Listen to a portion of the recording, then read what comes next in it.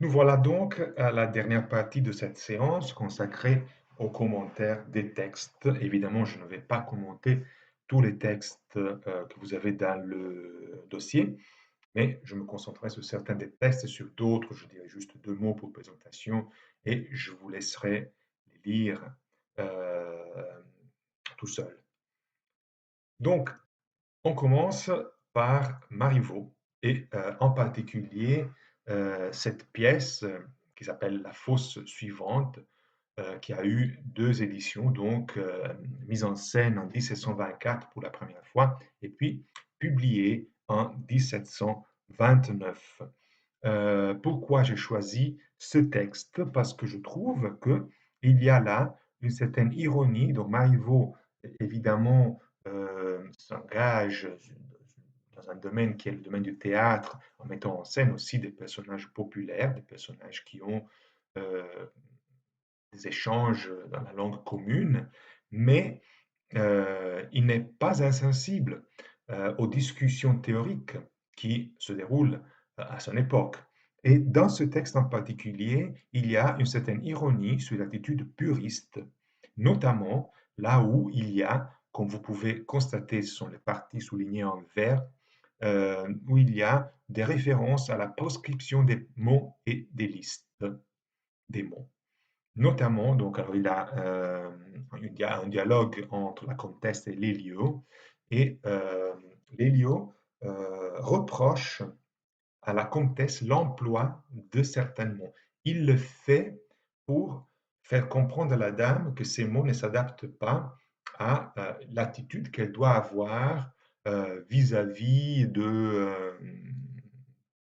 chevalier qui la courtise. Mais la manière dans laquelle ces idées sont exprimées, évidemment, montre une ironie.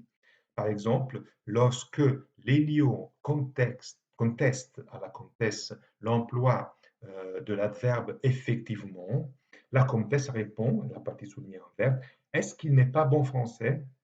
L'a-t-on proscrit de la langue? Même l'emploi de ce verbe proscrire fait partie est évidemment adressé à l'attitude puriste, à l'attitude d'élimination de certaines formes lexicales.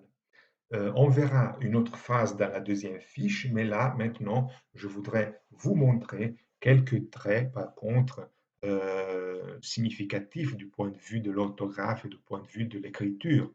Et ce sont les mots soulignés en jaune. Avant de voir cela, j'aimerais souligner le fait que, au-delà des effets comiques que l'écriture de Marivaux peut avoir, évidemment, ce dialogue dans lequel euh, il y a cette attention au sens propre des mots qu'il faut employer d'une certaine manière, dans un certain contexte et pas dans d'autres, ou en tout cas l'idée que les mots ont un poids est très intéressant parce que ça montre l'attention que Marivaux aussi avait à la valeur des mots, à la valeur des expressions. Mais revenons donc aux questions orthographiques. Du point de vue orthographique, ce qu'on peut constater, c'est l'élimination quasi totale désormais des S compliqués, c'est-à-dire des S suivis par consonne, qui sont régulièrement remplacés par des accents circonflexes et des accents aigus. Alors, vous voyez que cette œuvre est publié avant la réforme orthographique du 1740 et pourtant on constate une très grande modernité dans le texte de Marivaux. On a des formes telles que connaître,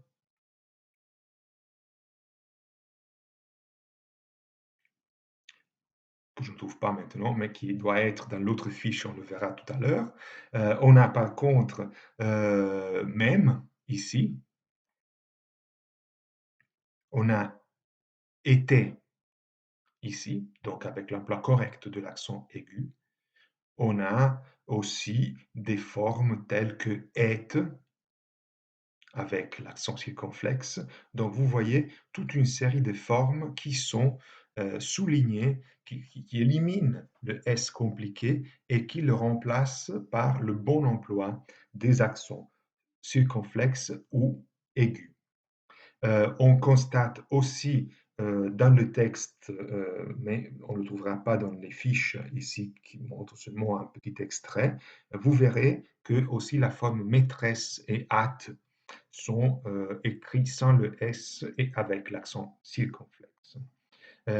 Pour ce qui est des accents aigus, on a remarque l'emploi systématique aussi à l'intérieur du mot. C'est le cas par exemple des formes mérite, vous voyez ici, avec l'accent aigu sur le et aussi de la forme réelle qui est par contre, je crois, dans l'autre fiche qu'on va voir immédiatement. Une autre chose qu'on peut constater, c'est euh, l'emploi assez régulier aussi des accents graves. Euh, Ici, en particulier, on voit par exemple la forme voilà qui emploie correctement un accent grave à la fin du mot, donc sur le A. On verra d'autres formes dans la prochaine fiche, mais je vous signale aussi qu'il y en a d'autres dans l'extrait que vous avez dans le dossier qu'on ne trouve pas dans les fiches, telles que succès ou l'adverbe ou, pour le distinguer de la conjonction ou. Et là aussi, on a un accent grave correctement placé sur le U. Pour finir l'analyse de cette fiche, on peut constater qu'on maintient tout de même quelques phénomènes archaïques qui seront éliminés par la suite. Notamment, on a un corps, dans ce cas par exemple, comprend la forme ne prévoit pas dans la graphie la présence des consonnes D et T, ce serait le D en ce cas, évidemment, ou l'emploi du C avec CD dans les formes du verbe savoir, qui est encore présent, comme dans la forme C ici. C'est tout pour cette fiche, donc on peut passer à la fiche suivante, qui est toujours la continuation du même extrait. Et c'est là qu'on peut voir, encore une fois, la partie soulignée en verte, cette ironie par rapport à l'attitude puriste qui avait écouté vraisemblablement à Marivaux l'admission à l'Académie française. Après que Lélio a contesté à la comtesse aussi euh, l'emploi du verbe sentir, on voit que la comtesse réagit en disant, en demandant à Lélio de lui donner la liste des termes sans reproche que je dois employer. Donc là, on voit toute l'ironie sur cette question de l'élimination de certaines formes lexicales. Pour reprendre le discours qu'on a fait tout à l'heure, on peut voir aussi des formes orthographiques intéressantes. Ce sont les formes soulignées en jaune. On reprend les mêmes catégories de la fiche précédente parce que ce sont effectivement les mêmes. Notamment, vous avez par exemple état et connaître, élimination donc du S compliqué remplacé par un accent circonflexe dans ce cas, aigu dans ce cas. Vous avez le mot réel avec l'emploi du et, accent aigu, à l'intérieur du mot, oui, par exemple. Vous avez la forme procès qui nous indique l'emploi régulier de l'accent grave. Donc, c'est vraiment des traits très modernes dans les pièces de Marivaux. Et à côté de cela, on peut constater par exemple aussi l'élimination de quelques consonnes superflues, telles que par exemple dans le verbe avouer. Ça, c'est une forme qu'on avait déjà trouvée chez Molière, par exemple, mais qui est confirmée chez Marivaux. Donc, avouer n'a plus le D étymologique qui précédait le V. Et pour ce qui est, je crois que c'est tout pour Marivaux. Je crois que on a dit tout ce qu'il fallait dire. J'ai peut-être oublié de vous montrer dans la fiche précédente l'emploi de l'imparfait était écrit et toi encore avec OI. Donc encore une graphie archaïque des imparfaits, de la graphie des imparfaits. Le deuxième texte de Marivaux que vous avez dans le dossier et qu'on ne va pas commenter, c'est un texte intéressant dans la mesure où il montre justement l'introduction de la langue parlée, de la langue populaire, de la langue commune pour créer un effet comique. Donc je vous laisse le lire, ainsi que le texte intégral, enfin pas intégral, mais un extrait assez long de l'introduction écrite par d'Alembert à l'encyclopédie, dont on a vu un tout petit extrait dans dans la première partie de la séance sur l'histoire externe. Vous avez là un extrait plus long qui est intéressant pour comprendre les intentions euh, des, euh, des idéateurs de l'encyclopédie et leurs fondements philosophiques. Donc la méthode utilisée par l'encyclopédie est celui de créer, de recréer une histoire de la construction des idées et de connaissances à partir de leur origine. On constate, et vous le verrez dans cet extrait, l'omniprésence de la philosophie. Philosophie qui est synonyme de progrès, d'organisation et de hiérarchie des connaissances. Le but de l'encyclopédie serait de passer de la connaissance en tant que pure érudition à la philosophie, qui est le sommet de la culture et de la connaissance, à travers les lettres, dans un esprit de régénération des idées. Il est intéressant de remarquer aussi ce qu'Alembert dit à propos de la lumière de la philosophie. C'est pour cette raison d'ailleurs qu'on appelle le siècle des Lumières le XVIIIe siècle, parce qu'on utilise souvent cette métaphore de redécouvrir la lumière de la philosophie après de longs siècles de noir, sombre et d'ignorance. C'est le Moyen Âge, mais pas seulement le Moyen Âge. On va vraiment reconnecter le XVIIIe siècle à l'époque classique, comme on verra aussi pendant la Révolution. On passe donc à la prochaine fiche qui nous montre un extrait d'un ouvrage pas très connu de Voltaire, Le siècle de Louis XIV. Or, ce texte est intéressant parce qu'on y voit l'application pour la première fois de ce qu'on appelle l'orthographe de Voltaire. C'est le texte publié en 1751 qui marque justement les fondements de cette orthographe. Je vais vous en relever quelques traits fondamentaux.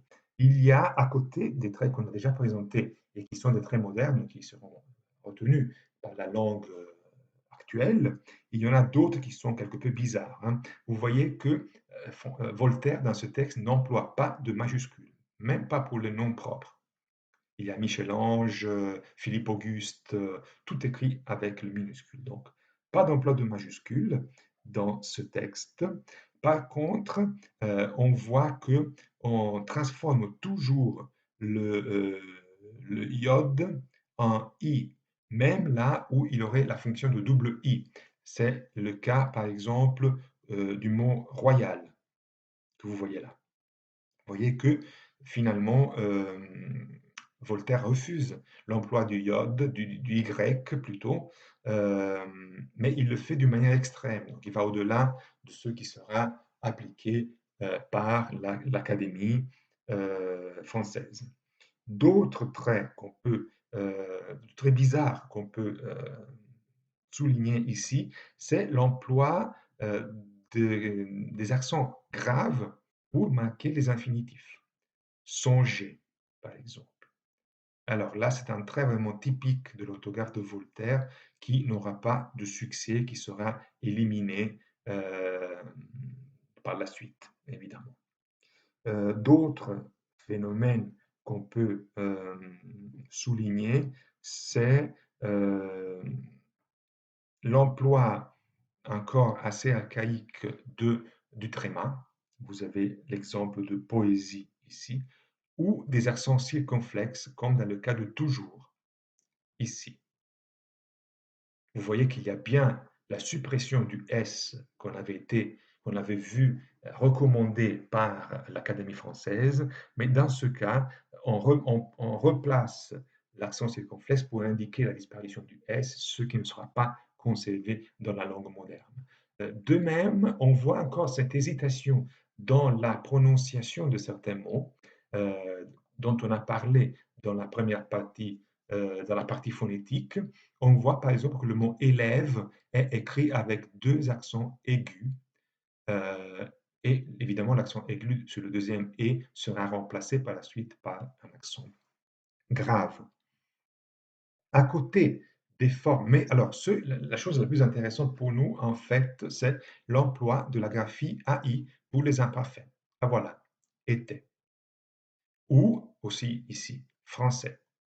Donc pour la première fois, on utilise de manière conséquente, de manière systématique, cette graphie AI qui sera la graphie retenue par la langue française ensuite, et on l'utilise dans ces textes de Voltaire. Quoi dire encore à propos de ce texte?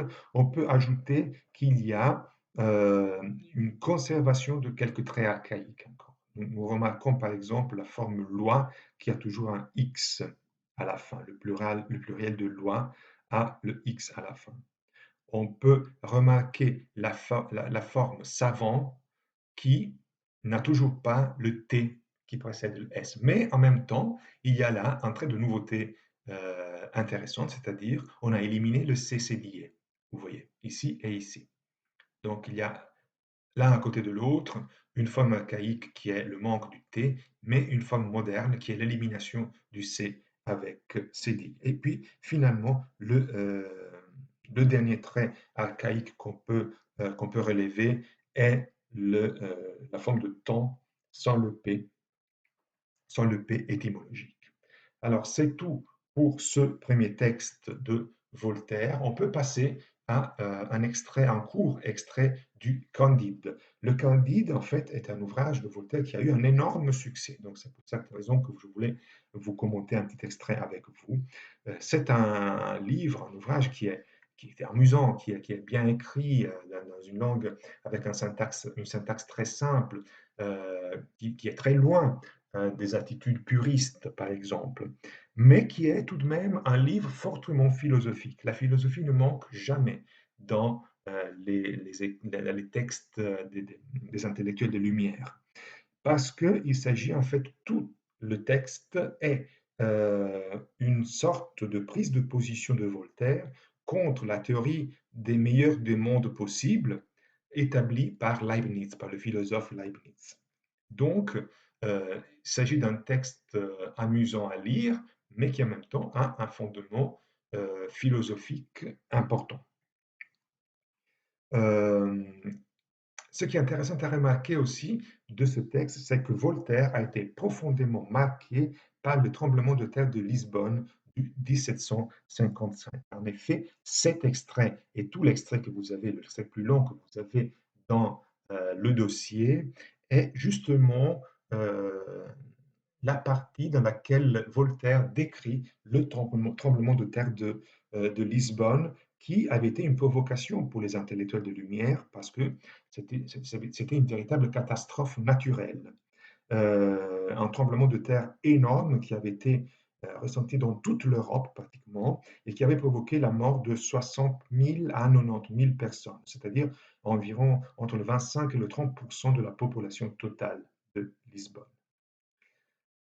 Euh, mais pour venir aux questions linguistiques qui nous intéressent de plus près, nous voyons là une application un peu moins, comment dire, poussée de l'orthographe de Molière, de Voltaire, pardon, mais tout de même, on peut remarquer encore l'application de la graphie moderne pour les imperfects, espérer.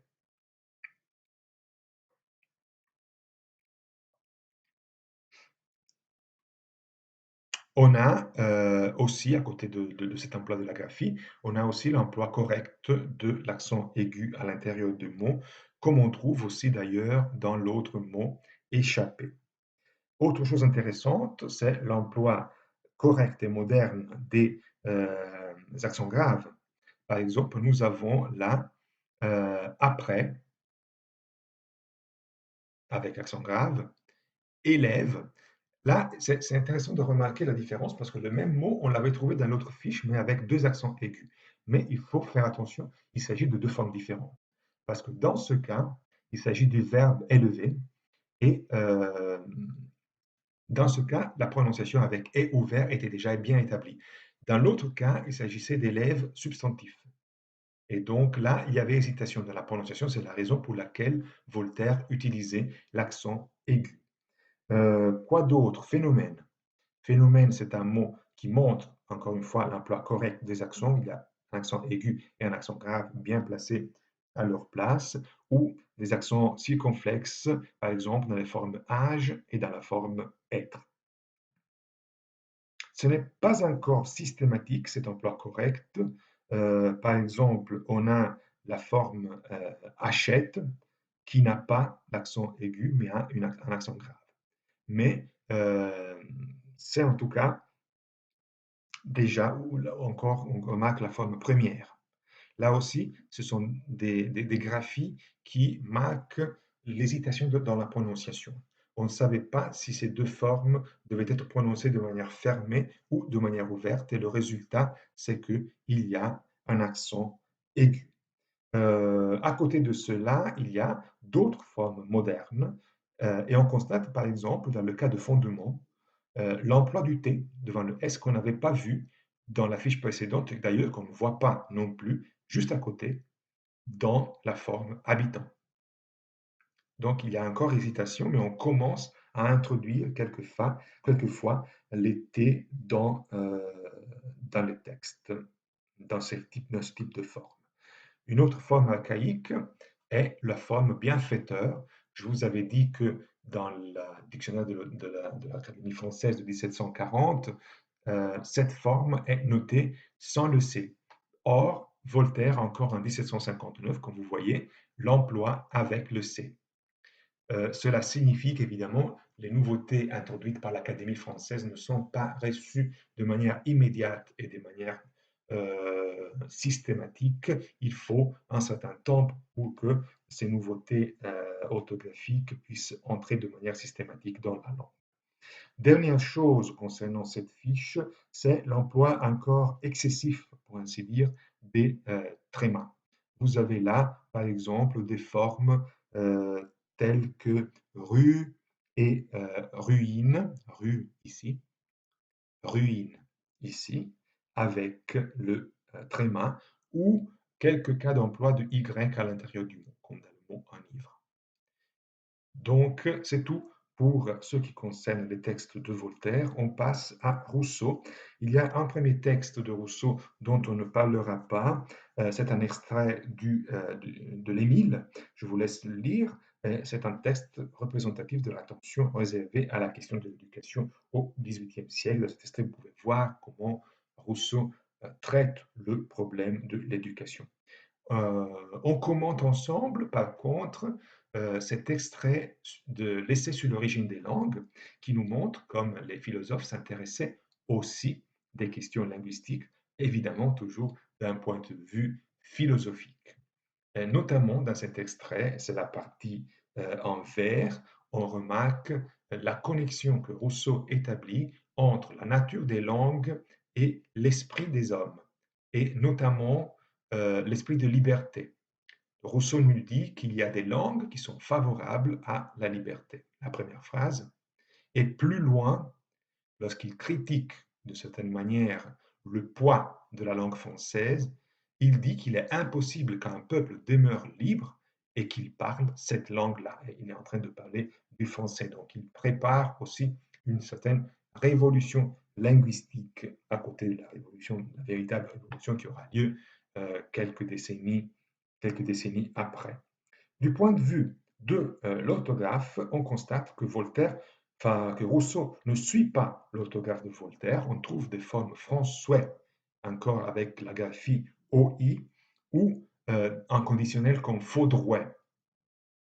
Mais par contre, utilise de manière correcte les accents, corrects et systématiques, notamment les accents circonflexes qui remplacent le S qui est tombé, dans notre, par exemple,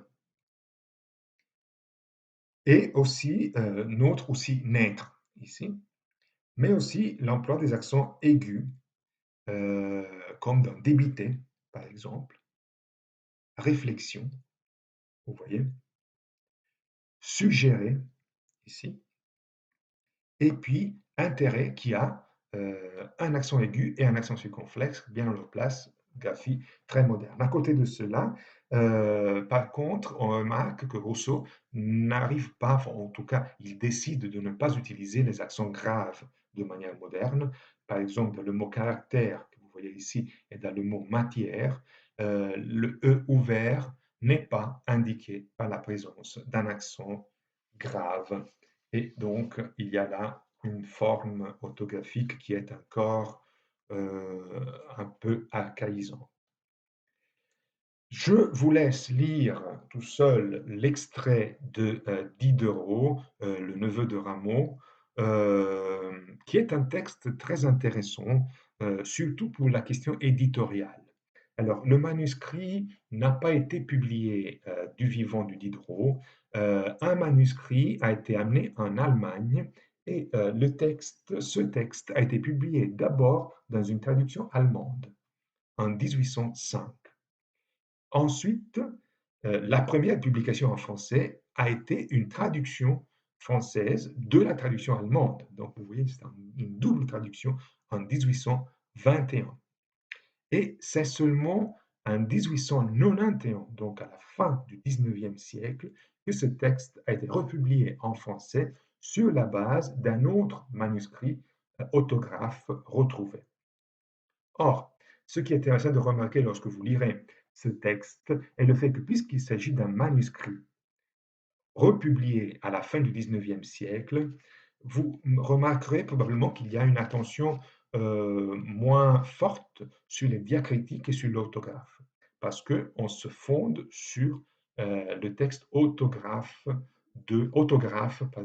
de Diderot lui-même. Si ce texte avait été publié par un imprimeur de la fin du XVIIIe siècle, probablement on retrouverait exactement la même orthographe qu'on voit chez Voltaire et chez Rousseau. Mais puisque par contre c'est un texte rétabli sur la base d'un manuscrit autographe, on a en principe respecté l'orthographe de Diderot qui, euh, comment dire, est un peu différente, comme vous verrez, un peu plus carente d'une certaine manière. Euh, je vous, il faut que je vous dise que euh, dans le manuel de Perret, vous trouverez une analyse d'un extrait, de ce même extrait, du même extrait que j'ai mis dans le dossier des textes, mais il y a une faute assez grave, je dois dire, c'est-à-dire que l'analyse de Perret, l'analyse linguistique de Perret est faite non pas sur l'édition de l'orthographe français, mais sur la traduction de l'allemand. Donc, vous ne devez pas considérer l'analyse de Perret parce qu'elle est fausse. Elle est fondée sur un texte qui est un texte du XVIIIe siècle, traduit de l'allemand et qui ne respecte pas l'autographe de Diderot. Donc laissez-la tomber. Regardez juste l'extrait que je vous ai mis dans le dossier. C'est un texte, le Nouveau de Rameau, qui est très moderne parce que c'est un texte qui introduit une analyse psychologique des contradictions entre les réflexions philosophiques et la réalité quotidienne. C'est quelque chose que les Lumières devaient sentir beaucoup. Un personnage comme Voltaire était un personnage très contradictoire. Une vie privée, disons, qui ne correspondait pas tout à fait avec son image de d'intellectuel représentant des Lumières, etc. Diderot devait ressentir la même tension, la même contradiction et la met en scène dans ce dialogue fictif entre un moi et lui. Celui serait justement le personnage du neveu de Rameau, euh, une sorte d'adulateur immoral et opportuniste qui incarne toutefois probablement un aspect de la personnalité de l'auteur euh, lui-même. Donc on peut passer finalement au dernier texte qu'on va commenter aujourd'hui, et c'est justement le journal de ma vie de Jacques-Louis Ménétral. Je vous ai déjà parlé de la question euh, éditoriale de ce texte, le manuscrit a été découvert seulement dans les dernières décennies du XXe siècle et publié en 1982. C'est un journal qui a été écrit, d'après l'auteur lui-même, en 1764. Et en effet, je crois que on peut dire que la plupart du matériel qui compose ce journal autobiographique a été écrit en 1764, mais il y a du matériel qui commence à être écrit en 1755 et il y a des ajouts qui arrivent jusqu'à 1802.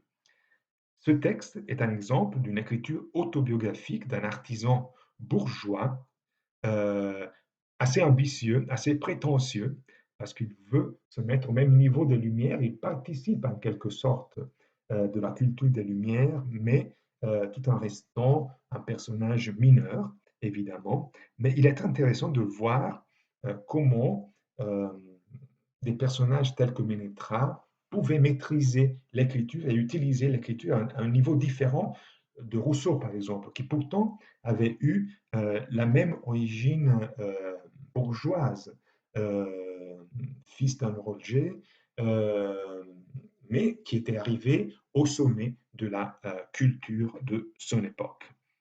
D'ailleurs, Ménétras, je vous l'ai dit, se vante d'avoir rencontré Rousseau à plusieurs reprises au long de sa vie. Comme je vous ai dit, il est intéressant de remarquer que Ménétras euh, déclare d'avoir appris à lire et à écrire à l'école de sa paroisse. Donc, encore une fois, vous voyez que pendant que les philosophes discutent, l'Église, en tout cas, donne accès à la culture, même à des couches de la société qui, en principe, n'auraient pas pu y accéder. C'est un texte qui exprime des aspirations, des ambitions culturelles de la part de Ménétra, mais écrit dans une écriture approximative. Et là, on voit toute la différence avec les textes des philosophes, mais en même temps, c'est très intéressant de voir que, à côté de la haute culture de l'encyclopédie et des philosophes, il y avait des gens qui pouvaient écrire de cette manière. Je vous ai pris un extrait tiré de la seule page de laquelle j'ai pu voir le manuscrit autographe que vous voyez là à côté, parce que justement, les éditeurs modernes ont décidé de normaliser et de moderniser l'orthographe et la graphie.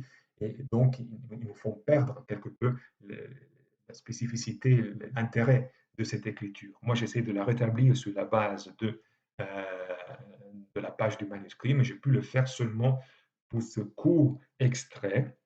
Alors, vous voyez que dans la préfaction, disons, l'introduction de Le genre de sa vie, c'est Ménétrais lui-même qui dit que les lecteurs trouveront qu'il n'y a ni d'orthographe ni de virgule, donc il sait très bien que son écriture n'est pas au même niveau des gens vraiment cultivés.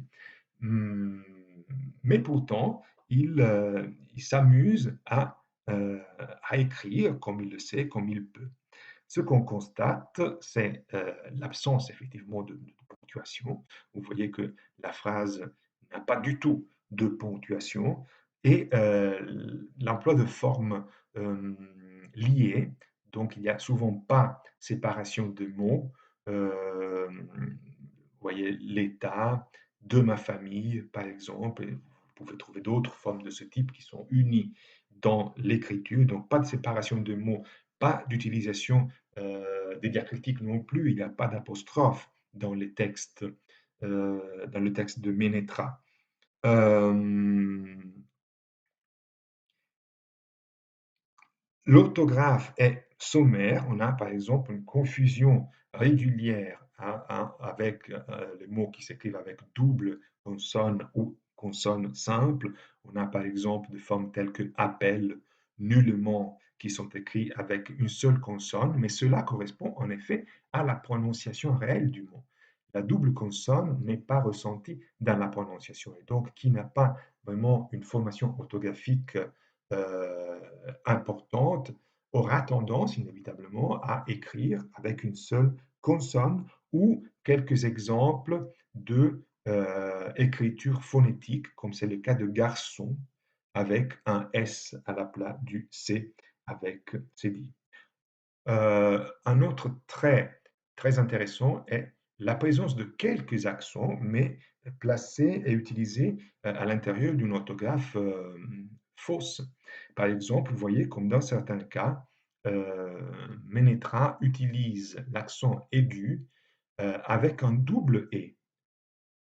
Et ce double «et» a la fonction d'indiquer le «et» tonique, peut-être quelque chose qu'on retrouvait par exemple, peut-être on l'a vu dans les séances consacrées au Moyen Âge, on le trouvait dans l'angle normand tardif, cet emploi du double «et» pour exprimer la force du «et» tonique. Et là, l'emploi de ce double «et» est doublé encore une fois par la présence de l'accent euh, aigu, qui ne se trouve pas par contre, par exemple, à l'intérieur du mot, comme par exemple dans était, que vous voyez ici, ou dans écrire, que vous voyez ici. Alors, c'est tout pour les textes. Oui, après, il y a, je ne vous ai pas parlé, alors là, vous voyez que cette partie, par exemple, je n'ai pas pu la vérifier sur le manuscrit, et donc là, il y a l'accent aigu, parce que, et l'apostrophe, etc., c'est la normalisation qui a fait l'éditeur. Ce n'est pas le texte tel qu'on le trouve dans le manuscrit. Mais on trouve, par exemple, l'emploi d'un mot particulier, assez cultivé, assez particulier comme écrivailleur, c'est-à-dire un mauvais écrivain.